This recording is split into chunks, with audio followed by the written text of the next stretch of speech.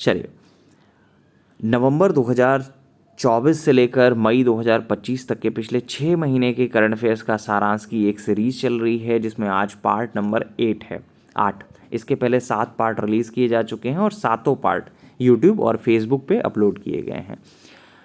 Facebook पे आप daily जाएंगे तो सुबह 5 बजे की क्लास होती है, वहाँ पे आपको मिल जाएगा। इसके अलावा यूट्यूब पे जाते हैं तो आपको एक सेक्शन ही मिल जाएगा, एक प्लेलिस्ट बनी हुई है घटनासार का सारांश के नाम से। इस किताब से अगर कोई क्वेश्चन पूछा जाता है तो इससे बाहर नहीं पूछा जाएगा, जो हम सीरीज़ बना रहे हैं। ये हमारी पूरी कोशिश है। चलिए, आर्थिक समीक्षा 2024-2025 के अनुसार वित्तीय वर्ष 2025-26 में भारत की अनुमानित विकास दर क्या रही है? तो आर्थिक समीक्षा 2024-25 की बात है। 2025-26 में भारत की जो वार्षिक विकास दर रहने का अनुमान है वो 6.3 से 6.8% रहने का अनुमान है। जनवरी 2025 में किस राज्य सरकार ने दीनदयाल उपाध्याय भूमिहीन कृषि मजदूर कल्याण योजना शुरू की है? तो ये छत्तीसगढ़ ने शुरू की है। छत्तीसगढ़ राज्य सरकार ने दीनदयाल उपाध्याय भूमिहीन कृषि मजदूर कल्याण योजना की शुरुआत की थी। फरवरी 2025 में सेबी द्वारा security exchange board of India, SEBI द्वारा, ये आपका शेयर मार्केट की रेगुलेटिंग संस्था होती है। तो फरवरी 2025 में सेबी द्वारा निष्क्रिय म्यूचुअल फंड फोलियो के लिए कौन सा डिजिटल प्लेटफॉर्म शुरू किया गया है? तो सेबी ने निवेशकों के निष्क्रिय या दावा ना किए गए म्यूचुअल फंड फोलियो का पता लगाने के लिए फरवरी 2025 में मित्रा नामक एक डिजिटल प्लेटफॉर्म को लॉन्च किया है। तो किसको लॉन्च किया है? मित्रा नाम को। अच्छा, बताइएगा सेबी की स्थापना हुई कब थी? तो ये भी आपके एग्जामिनेशन में जीएस के पार्ट में पूछा जाता है कि सेबी की स्थापना कब हुई थी। ठीक है, तो ये आपको बताना है, कमेंट बॉक्स में बताना है, एक क्लास को रोक के ही तुरंत ही बता दीजिएगा। नेक्स्ट है, दिसंबर 2024 में न्यूनतम समर्थन मूल्य मतलब एमएसपी पर 24 फसलों की खरीद शुरू करने वाला पहला राज्य कौन सा बना है? तो 22 दिसंबर 2024 की बात है। हरियाणा राज्य सरकार ने किसानों से न्यूनतम समर्थन मूल्य मतलब एमएसपी पर 24 फसलों को खरीदने वाला देश का पहला राज्य बन गया है। नेक्स्ट, हाल ही में किस देश ने गोल्डन कार्ड वीजा स्कीम शुरू करने की घोषणा की है? तो हाल ही में अमेरिका ने गोल्डन कार्ड वीजा शुरू करने की घोषणा की है। तो किसने शुरू की है? अमेरिका ने। नेक्स्ट, अप्रैल 2025 में राष्ट्रपति द्रौपदी मुर्मू जी को पुर्तगाल में किस सम्मान से नवाजा गया है? तो राष्ट्रपति द्रौपदी मुर्मू जी को उनके पहले पुर्तगाल दौरे के दौरान 7 अप्रैल 2025 को पुर्तगाल के सिटी की ऑफ ऑनर से सम्मानित किया है। अगला है, अप्रैल 2025 में किस देश ने प्रधानमंत्री मोदी जी को मित्र विभूषण सम्मान से सम्मानित किया? तो अप्रैल में तो ये बहुत ज़्यादा चर्चा का विषय रहा। श्रीलंका का सर्वोच्च नागरिक सम्मान है मित्र विभूषण, इसने ही सम्मानित किया है। बिजनेस टुडे इंडिया द्वारा मार्च 2025 में आयोजित कार्यक्रम में business icon of the year किसे चुना गया? तो बिजनेस टुडे इंडिया द्वारा मार्च 2025 में आयोजित जो वार्षिक सीईओ पुरस्कार समारोह था, उसमें कुमार मंगलम बिरला साहब को business icon of the year के पुरस्कार से सम्मानित किया गया। तो किसको? कुमार मंगलम बिरला को। वर्ष 2024 के लिए ज्ञानपीठ पुरस्कार किस हिंदी लेखक को देने की घोषणा की गई है? मार्च 2025 की ही बात है।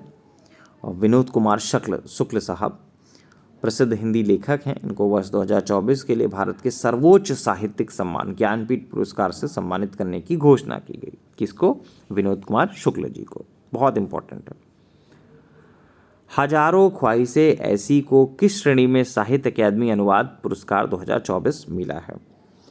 तो हाल ही में अंग्रेजी भाषा में साहित्य अकादमी पुरस्कार दिया गया और ये पुरस्कार दिया गया है हजारों ख्वाहिशें ऐसी को, अंग्रेजी भाषा।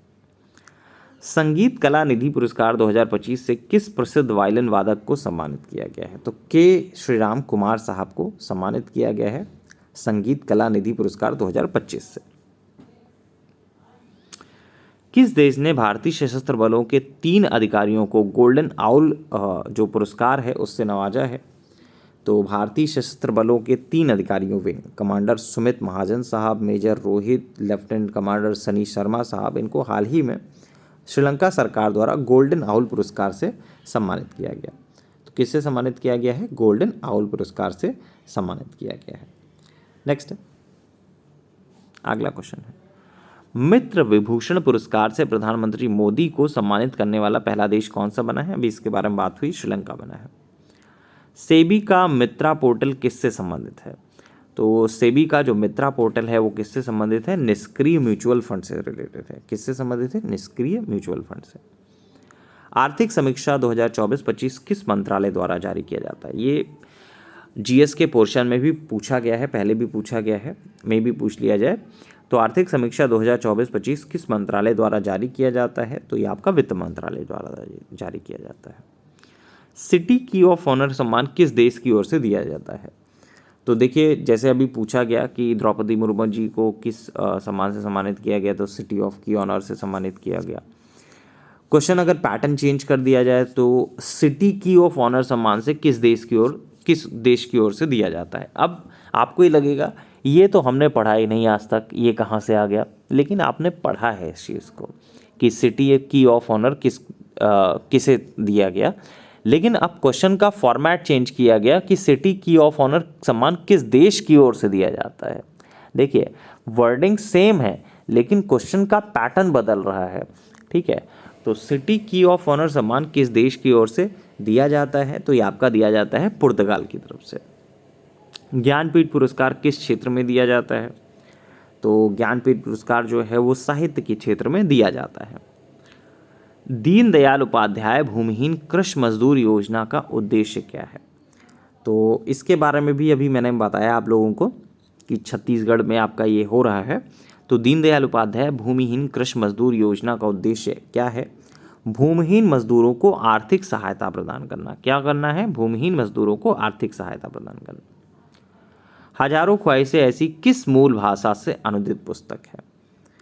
हजारों ख्वाहिशें ऐसी किस मूल भाषा से अनुदित पुस्तक है? तो उर्दू से है। इसके बारे में भी अभी हम लोगों ने बात की, लेकिन छोटे छोटे चीज़ें आप लोग मिस करोगे।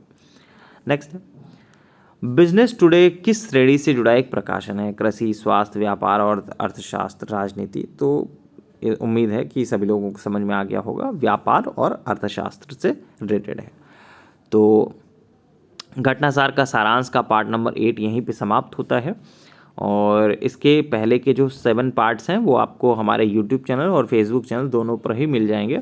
ये डेली क्लास सुबह 5 बजे प्रोवाइड की जाती है, और इसके पहले भी जो लेक्चर्स हैं वो आपका यूट्यूब पे तो एक प्लेलिस्ट बनाई गई है घटनासार के सारांश के नाम से, तो वहाँ से आप देख सकते हैं, और फेसबुक पे स्क्रॉल करके देख सकते हैं। सुबह 5 बजे की ये क्लास होती है, ठीक है। और अगर आपको हमारी पूरी क्लासेस करनी है, समीक्षा अधिकारी का क्रैश कोर्स करना है, तो हमारा व्हाट्सअप नंबर है 7080540001। रिपीट कर देता हूँ, 7080540001। स्टेट लेवल के जो भी एग्जामिनेशन हैं वो सारे एग्जामिनेशन के लिए हम लोग पढ़ाते हैं, चाहे वो समीक्षा अधिकारी हो, चाहे वो आपका यूपीपीसीएस हो, चाहे वो आपका बीपीएससी हो, चाहे वो आपका यूकेपीएससी हो, ठीक है। सारे एग्जामिनेशन के लिए हम लोग फोकस करते हैं, सारे एग्जामिनेशन के लिए हम लोग पढ़ाते हैं। चलिए फिलहाल के लिए इतना ही। Thank you so much.